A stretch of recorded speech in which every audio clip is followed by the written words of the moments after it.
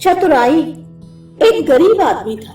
एक दिन मैं राजा के पास गया और बोला, महाराज, मैं आपसे कर्ज मांगने आया हूँ। कृपया कर आप मुझे 5,000 रुपए दे दें। मैं 5 वर्ष के अंदर आपके रुपए वापस कर दूंगा। राजा ने उसकी बात पर विश्वास कर उसे 5,000 रुपए दे दिए। 5 वर्ष बीत जाने के बाद भी उस व्यक्ति ने राजा के 5,000 रुपए नहीं लौटाए। तब राजा को मजबूरन उसके घर जाना पड़ा, लेकिन वहाँ वह व्यक्ति नहीं मिला। जब भी राजा वहाँ जाता, बहाना बनाकर उसे वापस भेज दिया जाता। एक दिन फिर राजा उस व्यक्ति के घर गया। वहाँ और कोई तो नहीं दिखा, एक छोटी लड़की बैठी थी। राजा ने उसी से पूछा, तुम्हारे पिताजी कहाँ हैं? लड़की बोली, पिताजी स्वर्ग का पानी रोकने गए हैं। राजा ने फिर पूछा, तुम्हारा भाई कहाँ है? लड़की बोली, बिना झगड़ा के झगड़ा करने गए हैं। राजा की समझ में एक भी बात नहीं आ रही थी, इसलिए वह फिर पूछता है, तुम्हारी माँ कहाँ है? लड़की बोली, माँ 1 से 2 करने गई है। राजा उसके इन उलू जुलू जवाब से खींच गया। वह गुस्से में पूछता है, और तुम यहाँ बैठी क्या कर रही हो?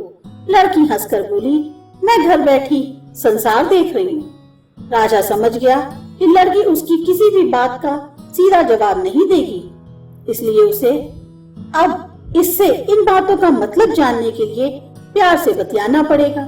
राजा ने चेहरे पर प्यार से मुस्कान लाकर पूछा, बेटी, तुमने जो अभी अभी मेरे सवालों के जवाब दिए, उनका मतलब क्या है?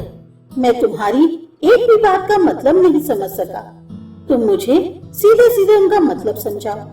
लड़की ने भी मुस्कुराकर पूछा, अगर मैं सभी बातों का मतलब समझा दूं, तो आप मुझे क्या देंगे? राजा के मन में सारी बातों को जानने की तीव्र उत्कंठा थी। वह बोला, जो मांगोगी वही दूंगा। तब लड़की बोली, आप मेरे पिताजी का सारा कर्ज माफ कर देंगे तो मैं आपको सारी बातों का अर्थ बता दूंगी। राजा ने कहा, ठीक है, मैं तुम्हारे पिताजी का सारा कर्ज माफ कर दूंगा। अब तो सारी बातों का अर्थ समझा दो।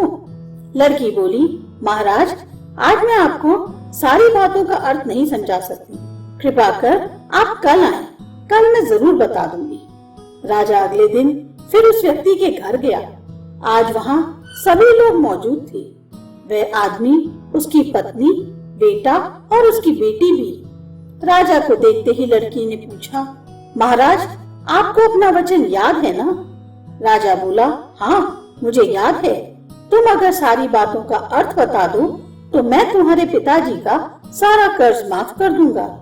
लड़की बोली, सबसे पहले मैंने ये कहा था कि पिताजी स्वर्ग का पानी रोकने गए हैं। इसका मतलब था कि वर्षा हो रही है और हमारे घर के छत से पानी टपक रहा था। पिताजी पानी रोकने के लिए छत को बना रहे थे, यानी वर्षा का पानी आसमान से ही गिरता है और हम लोग तो यही मानते हैं कि आसमान में ही स्वर्ग है। बस पहली बात का अर्थ यही है। दूसरी बात मैंने कही थी कि भैया बिना झगड़ा के झगड़ा करने गए हैं। इसका मतलब था कि वे रेंगनी के कांटे को काटने गए थे। अगर कोई भी रेंगनी के कांटे को काटेगा तो उसके शरीर में जहाँ तहाँ कांटा गड़ ही जाएगा, यानी झगड़ा नहीं करने पर भी झगड़ा होगा और शरीर पर खरोंचें आएंगी। राजा उसकी बातों से सहमत हो गया। वह मन ही मन उसकी चतुराई की प्रशंसा करने लगा। उसने उत्सुकता के साथ पूछा, और तीसरी चौथी बात का मतलब बेटी? लड़की बोली, महाराज, तीसरी बात मैंने कही थी कि माँ 1 से 2 करने गई है। इसका मतलब था कि माँ अरहर दाल को पीसने, यानी उसे 1 का 2 करने गई है। अगर साबुत दाल को पीस दिया तो 1 दाने के 2 भाग हो जाते हैं, यानी यही था 1 का 2 करना। रही चौथी बात, तो उस समय मैं भात बना रही थी और उसमें 1 चावल निकाल कर देख रही थी कि भात पूरी तरह पका है कि नहीं। इसका मतलब कि मैं 1 चावल देखकर ही जान जाती कि पूरा चावल पका है कि नहीं। अर्थात चावल के संसार को मैं घर बैठ के देख रही थी। ये कहकर लड़की चुप हो गई। राजा सारी बातों का अर्थ जान चुका था। उसे लड़की की बुद्धिमानी भरी बातों ने आश्चर्य में डाल दिया था। फिर राजा ने कहा, बेटी तुम तो बहुत चतुर हो, पर एक बात समझ में नहीं आई कि ये सारी बातें तो तुम मुझे कल भी बता सकती थी, फिर तुमने मुझे आज क्यों बुलाया? लड़की हंसकर बोली, मैं तो बता ही चुकी हूँ कि कल जब आप आए थे तो मैं भात बना रही थी। अगर मैं आपको अपनी बातों का मतलब समझाने लगती तो भात गीला हो जाता या जल जाता तो माँ मुझे जरूर पीटती। फिर घर में कल कोई भी नहीं था। अगर मैं इनको बताती कि आपने कर्ज माफ कर दिया है तो ये मेरी बात का विश्वास नहीं करते। आज स्वयं आपके मुंह से सुनकर कि आपने कर्ज माफ कर दिया है, जहाँ इन्हें इसका विश्वास हो जाएगा वहीं खुशी भी होगी। राजा लड़की की बात सुनकर बहुत ही प्रसन्न हुआ।